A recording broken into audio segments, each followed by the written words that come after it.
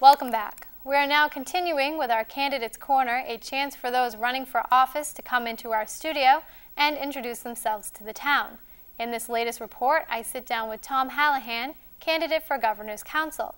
If elected, Mr. Hallahan would represent District 1 or Barnstable, Bristol, Dukes, Nantucket, and Plymouth counties. This is really for all the citizens of the Commonwealth, and so as I tell people in the Vineyard, don't vote for me because I'm from Oak Bluffs. Vote for me or vote for whoever because they're the best candidate, not because of what their last name sounds like or what town they're from. Really about their portfolio. What is it in their experience, their life experience, their public service that speaks to you that you would want them representing you in Boston. The Massachusetts Governor's Council, or Executive Council, is made up of 8 elected individuals and the Lieutenant Governor, who serves as the ex officio. It's really kind of a consent and advisory. We look at the Treasury dispensing of money by the Commonwealth every week.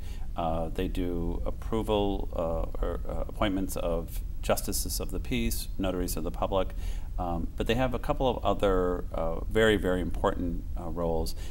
They do final approval of all of the governor's commutations and pardons, and the most important, and the reason why I'm running, is approval of all the governor's final judicial nominees. Mr. Hallahan is a tenured college professor teaching in the areas of inclusive education, education policy, and social justice. I have a very long history. I was one of the original founders of the Walk for Life, from all walks of life, which is the AIDS fundraiser.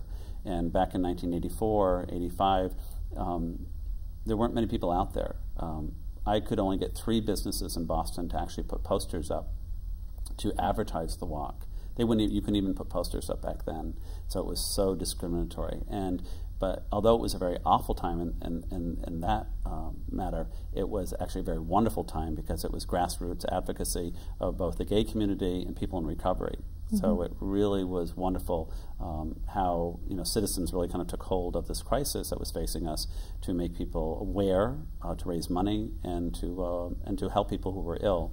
And I also have a long history around substance abuse, being involved with treatment and access to treatment. I was on the board of directors back in the 80s and 90s with Victory, well, it was called Victory House then. It's called Victory Programs, which I think is the largest social service of its kind in the Commonwealth, which really looks about access to treatment and transitional living out of treatment centers, out of house of corrections, and so forth, so that addicts that are in recovery, alcoholics in recovery, can become viable citizens, in the Commonwealth. So when I talk about social justice, my public service from 30 years really speaks to that, and I continue to do that this day, both domestically, but I also work internationally with a couple of NGOs, non-government organizations in Cambodia and South Africa. So I walk the talk. It is this background in social justice, along with his work in public service, that Mr. Hallahan hopes to bring to the Governor's Council, especially when making gubernatorial appointments. Also, besides being a college professor, I have a consultant role with the Department of Public Health, where I work with prisoners 1 day a week, providing hearing health care. And so I see kind of the end product of those kids that drop out of school. And there's usually one of 5 variables of why somebody ends up in prison. Well, obviously they break the law, but they're school dropouts, learning disabled, substance abuse, mental health, or come from a home of domestic violence. And they usually have a couple of those characteristics in their background.